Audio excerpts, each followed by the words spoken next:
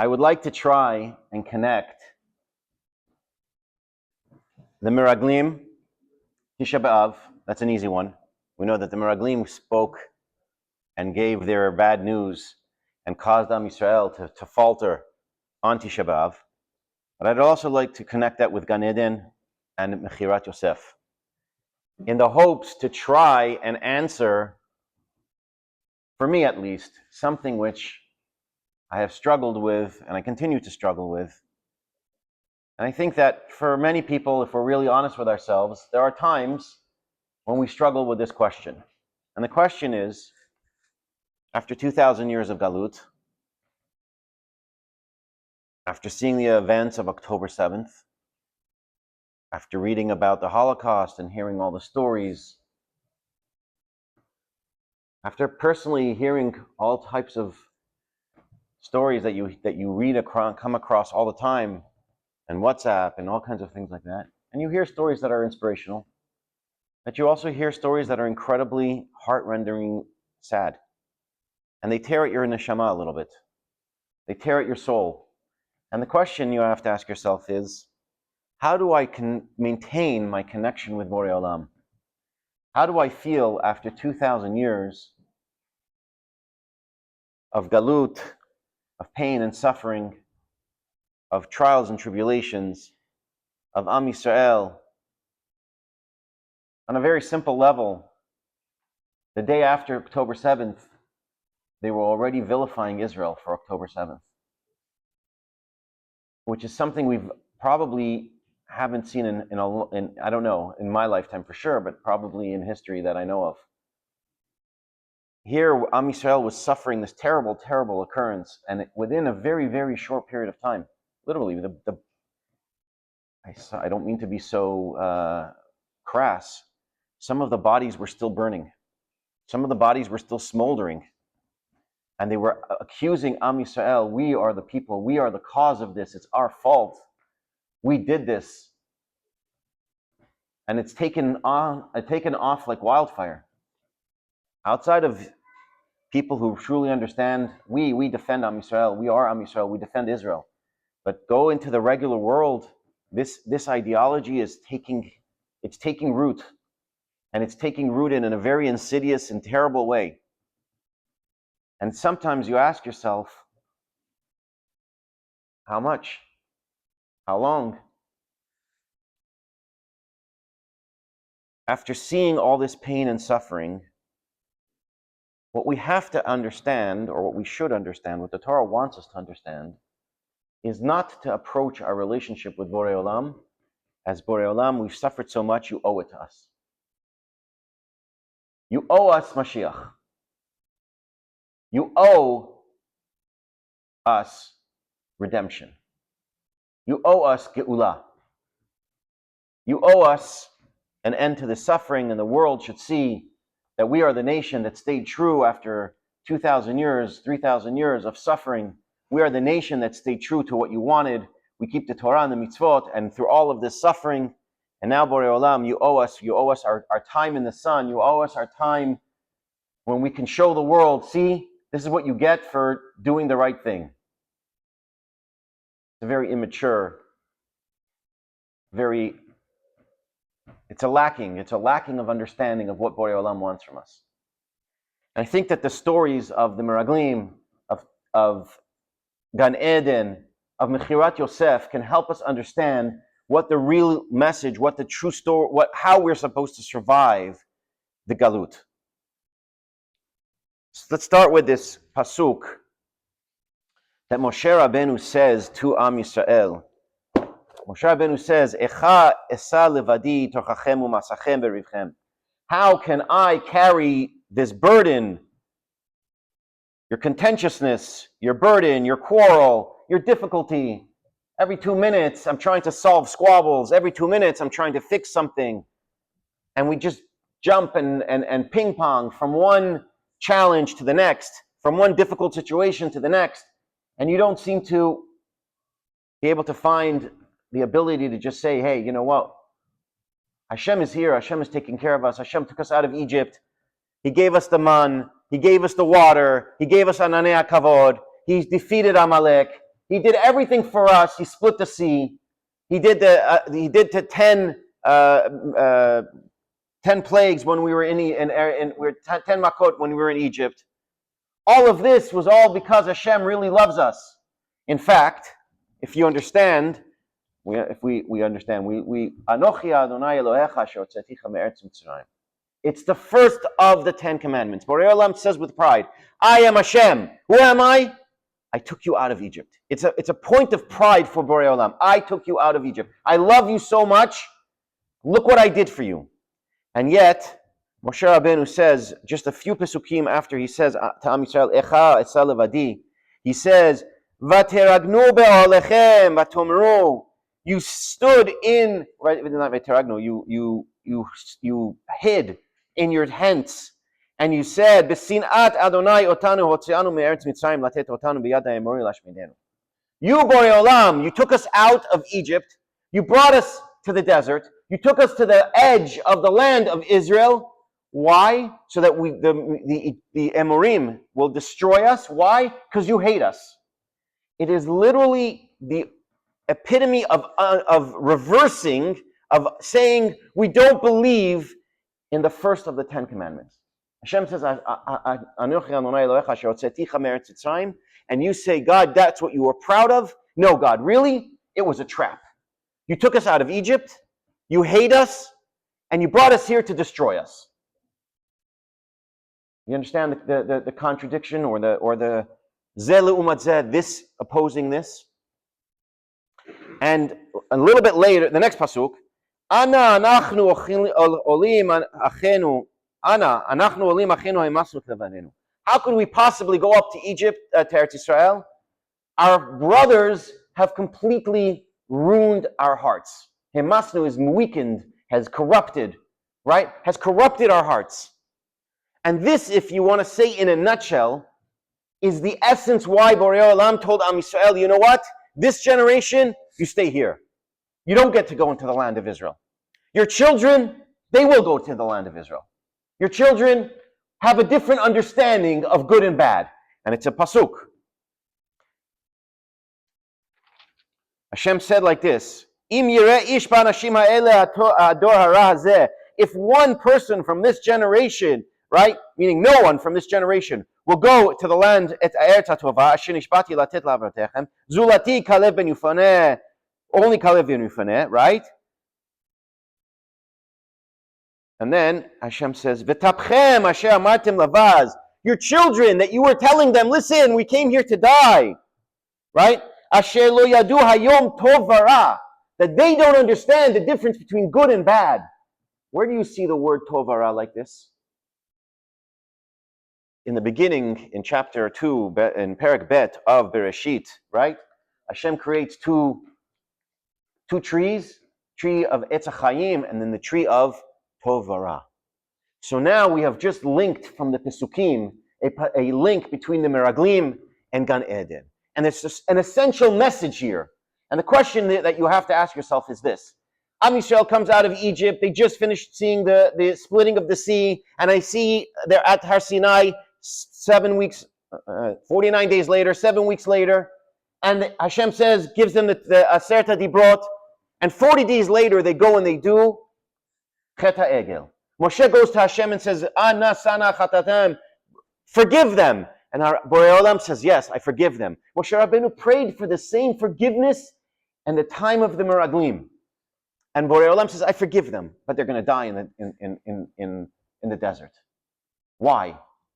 And if we really want to understand this, we can understand this that in reality it's 2 episodes.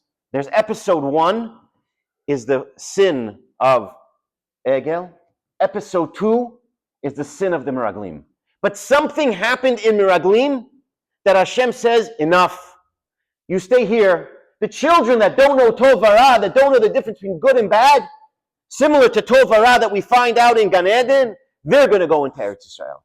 So we have to understand what was the lesson Tov Vara in Gan Eden to be able to understand what was the story in telling us it by Meraglim.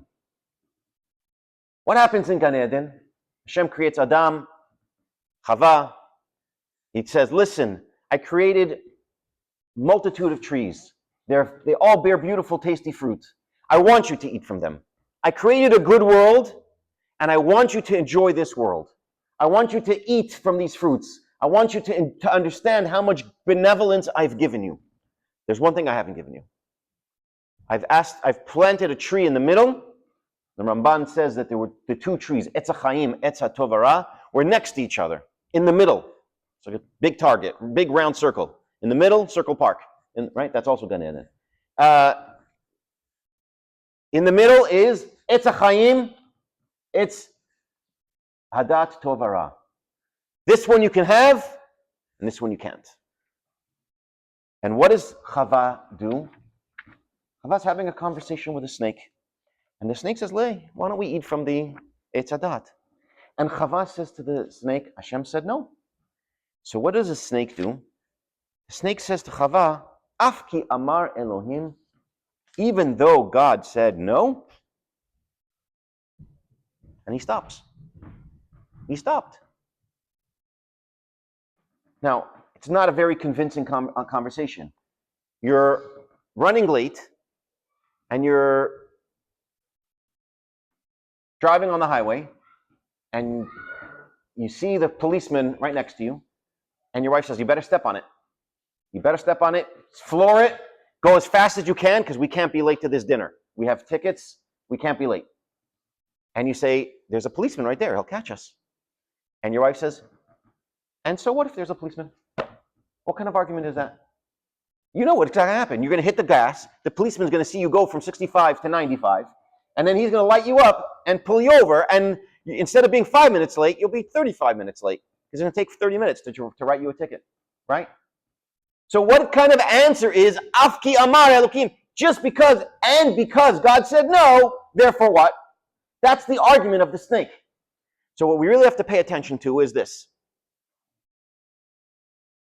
In all of the first parak of Bereshit, it says, Bereshit bara Elohim et hashamayim ve'et haaretz. One way to refer to Borei Olam, Elokim.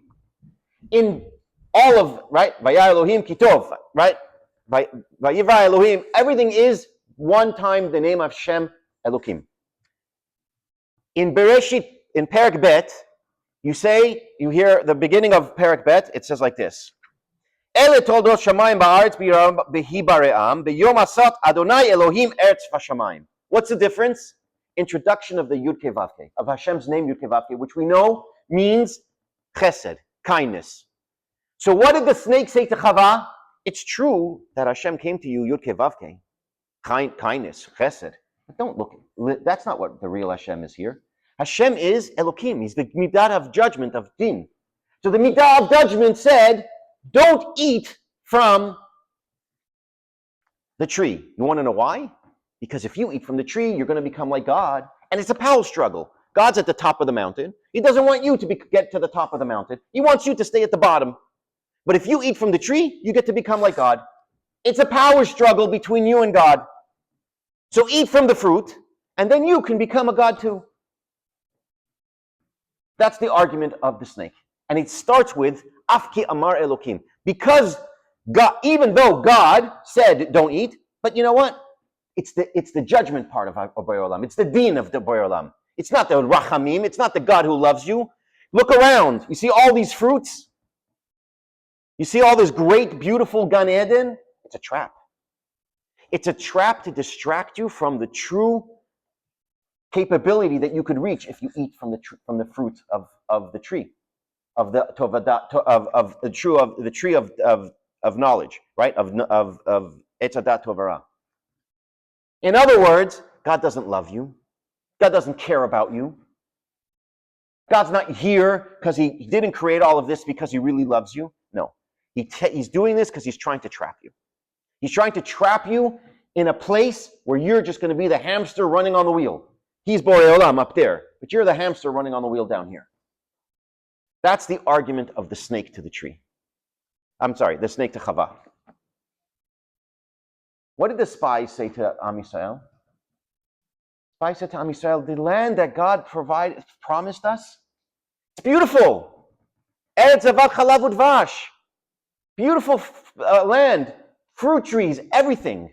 But Eretz Ochlea et Yoshveha. It's a trap. It's a trap. Don't fall for the trap. The land looks beautiful. Everything in the land is amazing.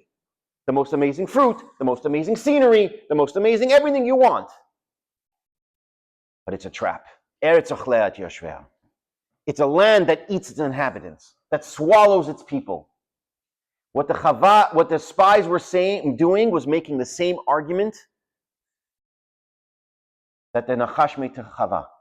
Now, let's understand this. I got to step back for a moment, because we have to understand this in our terms. You have a parent, good parent, unlike any good parent. No, lahavdil, okay? We're not comparing good parents to God, but lahavdil.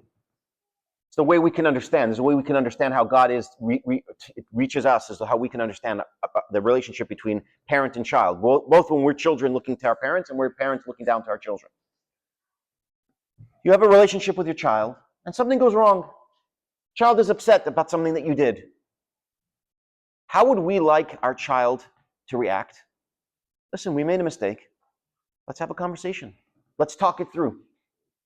If the child turns to you and says, listen, mommy and daddy, you guys have done so well raising me. I'm 18 years old. Thank you for the college fund, which you just transferred into my name. Thank you for all the gifts from the bar mitzvah and the money that the grandparents have given me that you guys have managed so carefully for me. And I want you to know, I've been holding this against you for the last 5 years. At my bar mitzvah, I wanted a blue tie, and you made me wear a green tie or a red tie. I can't forgive you. It's over. I never want to speak to you ever again. And they turn their back on you, and it's over. The relationship is over. And how would we as parents feel in that situation?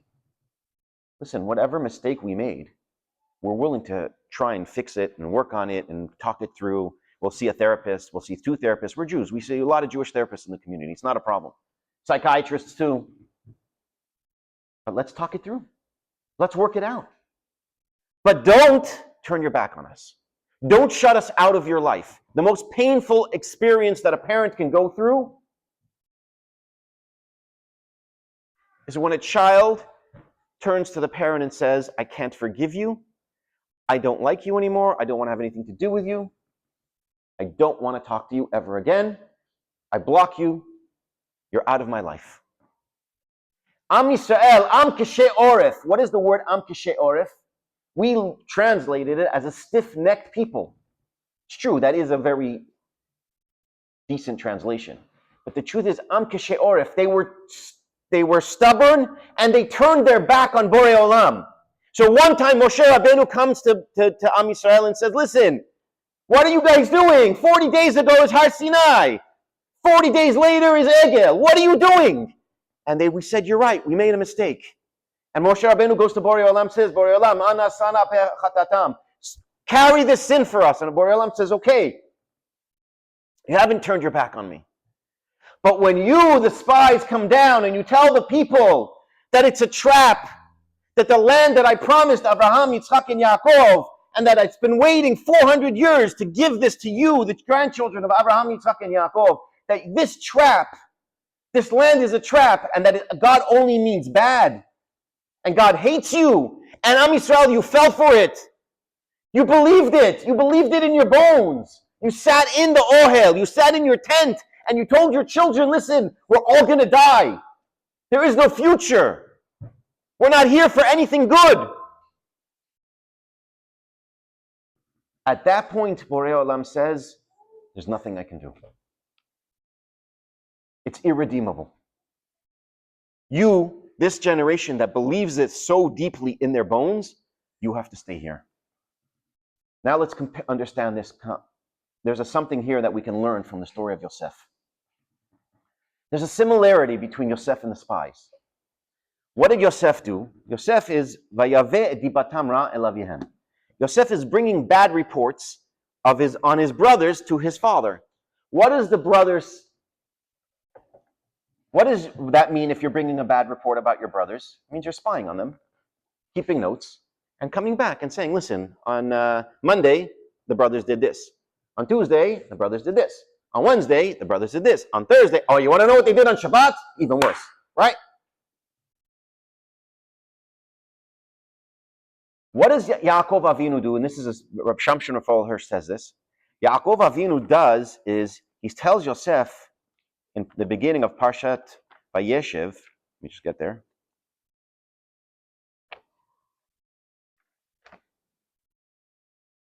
Vayomer lo, lech na. Yomer lo is Yaakov Avinu says to Yosef, lech na re'eh et shalom achecha ve'et shalom hatzon. Go and see the peace of your brothers and the peace of the sheep, of the cattle. Now, you know Yaakov Avinu knows the situation. He knows what's happening here. He knows Yosef and the brothers don't get along. Why would he put Yosef in such a situation where he's on the road, there's no one around, and he puts the brothers and Yosef together, and the brothers hate him, and Yosef hates them, and everything is animosity? And the answer is in the words, Shalom Achecha.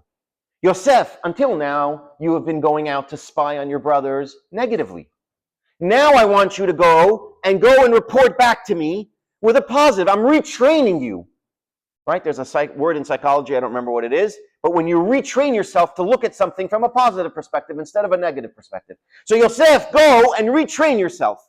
Go to your brothers, go see how they're doing, and look at them and come back to me with a positive report.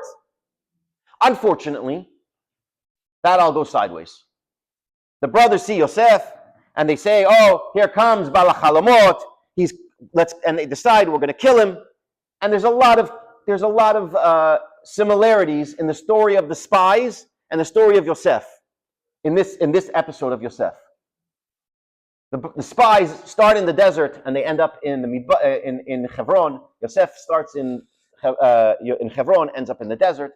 What do they do with the brothers? They put him in the land. They throw him in the bore. They put him in the bore. What happens when you're in a bore? You're being swallowed by the land. What happens to the spies? They also get swallowed by the land. Yeah, it's very similar. There's a lot of similarities. Yeah. So what happens? Yosef now has been sold to Egypt. Yosef he spends, we know the story, a year in Potiphar's house. He ends up in jail, 12 years in jail. Paro pulls him out of jail. He gives him the interpretation of the dreams. Yosef gets married to Asnat. He's the viceroy of Egypt. He's, Baruch Hashem, living the good life. He's forgotten. He's kind of forgotten everything. What does Yosef call his first son? Menashe. Kinashani. Let me quote to you the pasuk. Kinashani Elohim et amali ve'et kol bet avi. I forgot my turmoil, my tribulations, and all of my father. What's happening here? Yosef has said, listen, my family sold me. I'm done. Me and my family, we're done. I turned my back on them. Kinashani Elohim. Hashem has helped me forget it. How does Hashem help me forget it? I have a new family. I have a new father. I have children. I have a wife. I've got a whole new life. I've forgotten everything from beforehand. But the Malbim says, it's not just that. Yosef called his son Menashe Kinashani. Yosef said, you know what? I had a mistake way back when. I was arrogant. I was arrogant in how I dealt with my brothers. I thought I was better than them. Now I have to stay humble, especially now I'm becoming the viceroy of Egypt. It's very, very easy to become very arrogant if you're the viceroy of Egypt. So I have to stay humble. How am I going to stay humble? I'm going to name my son Menashe. Menashe is going to remind me that yes, it's true I have to forget the pain and the suffering of being sold to Egypt and all that. But remember what got you there in the first place. Kinashani Elokim. The judgment, right? I'm forgetting the judgment part of Borei Olam. Now what happens? The brothers come down. What does Yosef say to the brothers? Miraglim atem. It's the first time the Torah uses the word miraglim. The next time it uses the word miraglim is in Parshat Shlach. Ki miraglim atem. Yosef says, you are spies. He accuses the brothers of what he was doing himself. In the end, Baruch Hashem, Yosef and the brothers reconcile.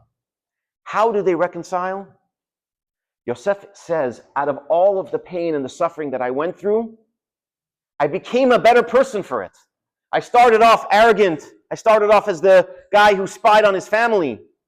Ultimately, I spent 12 years in jail. I spent a year in Potiphar's house, and I became a better person for this experience. And Yosef is able to reconcile with his family. What is the problem with Adam and Chava? When Hashem comes to them and says, hey, I asked you to do one thing. Don't do one thing. Don't eat from this. What did Adam and Chava do? They went and they hid. Now, before we get to that point, what does Borei Olam say there? Ayeka. Echa is the same word as ayeka. Echa uchal, right? Laset tochachem umasachem. Echa yashva badad. That's Tisha B'Av. Ayeka is the same echa. I saw in the Midrash Socher Tov, it says echa. Ech nata da'atcha. How is it possible that people like you, who have spoken to me, God, allowed your mind to be led astray by the snake? Adam, I spoke to you. I created you. You saw me. You were in a world. There's no Chava. You woke up the next morning, whatever, a few hours later. There's no next day. You woke up a few hours later. There's Chava. I created Chava for you. I showed you the whole world. I gave you so much wisdom and knowledge. You have spoken to me, Borei Olam. The greatest connection of a human being that has ever had with God. How could you have turned astray like this? What did Adam and Chava do? Instead of coming and facing Borei Olam, they went and they hid in the bushes. What were they really telling Borei Olam? We would rather you didn't control us. We would rather eat from the Etz Hadat, be able to make our own choices of right and wrong, be able to do whatever we want. And now, we're a little bit embarrassed for it. But the truth is, we're not willing to come back to you and say, God, forgive us. Had they done that, the Midrash says, had they done that, Borei Olam would have forgiven them. But that's not what they chose. The essence, the story of the Meraglim, the story of Adam and Chava, the story of Yosef and the brothers, that's the exception, by the way, hold on. The story of Adam and Chava, the story of the Meraglim, the story of Egel, of Tisha B'Av, Echa yashva badad, right? Something I just want to point out, it's worth looking at this. The first 11 Pesukim of Echa is all in first person form. In second person form. Echa yashva badad, ha'ir. She, the city, sits in alone, desolate. Somewhere over here in Pasuk Yud Bet, look at the change in the language. Lu alechem kol ovre derech, may not befall you all who pass before you. Behold and see if there's any pain like my pain. All of a sudden, it's first person. All of a sudden, the pain of Yerushalayim and the pain of Am Yisrael is become personal. It's me. And here's what I want to solve for. How do we turn around and say the last 2,000 years of Galut, all of the pain has become me pain? Not Yashva Badad Ha'ir Amana. Not that Yerushalayim is sitting destroyed. Not Am Yisrael as a whole is sitting destroyed. No, it's my pain. Borei Olam is out to get me. Borei Olam is out to destroy me. He's out to destroy us. How do we avoid that trap? How do we not fall into that temptation to turn it into something that says, Borei Olam, like our ancestors said, right? V'teragnu ba'olechem b'sinat Adonai otanu hotzianu mimitzrayim. Because you hate us, you took us out of Egypt. Because you hate us, you made us your favored nation. Right? It's the inverse of Tevye says, God, if being rich is a curse, strike me down with that curse. Am Yisrael came to Yecheskel and said, Borei Olam, being your favored nation is a curse. We want out. And Yecheskel said, no, it's never going to happen. How do we not fall into that trap? And I think the answer comes from Yosef HaTzadik. And the answer comes from a child or a parent who has a child who's turned their back on them. What would we as parents want from our child who's turned our back on them? You can feel how you feel. Keep the communication alive. Yosef could have done one simple thing. The brothers come down, he tells them, you're Meraglim, put them on stage, hang them all. Done. I had my revenge. I killed my brothers who sold me. It's over. End of story. Yosef has enough of an open heart to have a conversation with the brothers. Let's see if the brothers truly regret selling me. So he puts them through an elaborate device. Bring me Binyamin, arrest Binyamin. Let's see if the brothers will stick up for Binyamin. All of that is just to see, is there a chance that there's a possibility that the brothers regret what they did so we can reconcile? And as a parent who has a child who's turned their back on them, what would we want to see? That the child has the space to leave something open so we can have a conversation, so we can keep a dialogue, in the hopes that at some point, somewhere, we can figure out what the true essence of the problem is. I guarantee you it's not the red tie he wore at his bar mitzvah. We'll figure out what that real problem is, we'll fix it, and we'll reconcile. And I think that's what Borei Olam wants from us. Borei Olam says, I put you through the galut. You're like Yosef. I'm trying to make you from the boy who is telling Dibatam Ra El Avihem into the boy who is the man, who is the viceroy of Egypt. I'm trying to elevate you. I'm trying to make you something greater. You have so much potential. Adam and Chava had all the potential in the world. They squandered it for Etz Hadat. Meraglim, Am Yisrael, Dor De'ah, had all the potential. And they squandered it because they couldn't overcome their fear.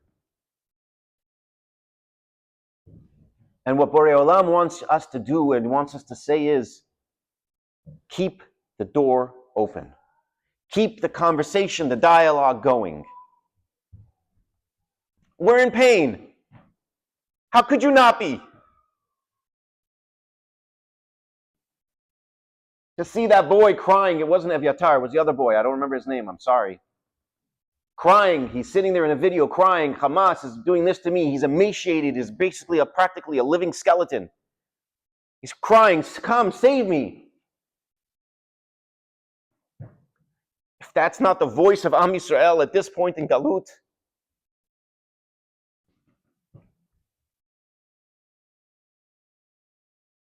what does Borei Olam want? Don't let don't turn this feeling into hatred, into anger. There's a place for anger. You could be angry even a little bit at Borei Olam, but don't let that stop the conversation between you and Borei Olam. And I want to finish with this. The end of Parashat Matot is an incredible story. It's two pesukim. Machir ben Menashe goes and conquers Gilad. Moshe gives Machir ben Menashe Gilad. Yair ben Menashe goes and conquers another city, and he goes and he gives it to the people of Menashe. And the problem is, there is no Yair ben Menashe. Yair is actually from Yehuda, and you know this if you go and you look in Divrei Hayamim. And this story is the end of the Galut. Because after this, Am Yisrael goes into Eretz Yisrael. So why is the Torah ending on the end of the Galut with this story? And the answer is, Machir ben Menashe. Menashe named his son Machir, the one who was sold. And what is he saying? We are the family that was sold. We'll remember that. But we're still part of Shiftei Yah. We're still part of Am Yisrael. Yair ben Menashe says, you know what? I understand the mistake. My great-great-grandfather Yehuda, he sold Yosef. I'm going to conquer. Menashe just got split in half. Half of the city of the tribe is now going to stay on this side. They need a city.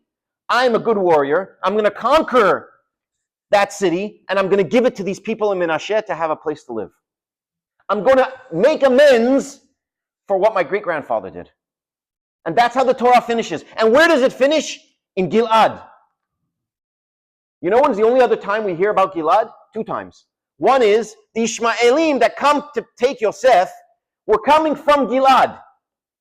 Why do we have to know that? Not important. Who cares where the Ishmaelim are coming from? The answer is, it started with Gilad at the cell of Yosef, and it ends here in Gilad with Machir ben Menashe and Yair ben Menashe making amends.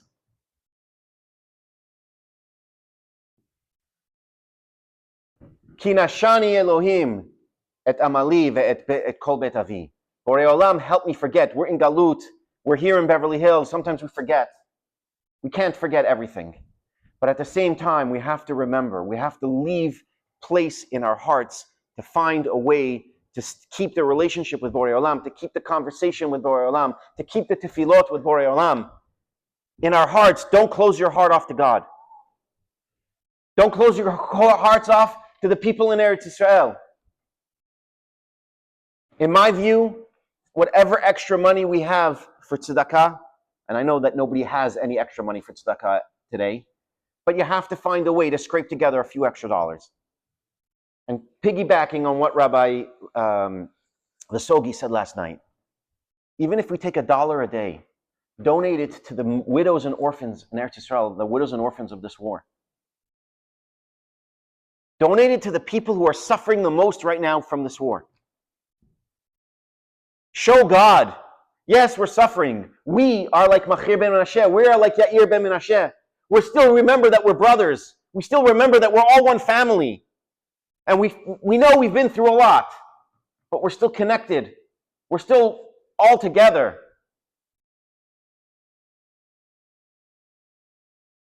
I think that is what Borei Olam wants to see from us in order for the Galut to end. It's how the Galut ended in the Midbar, and it's how I believe the Galut will end in our era.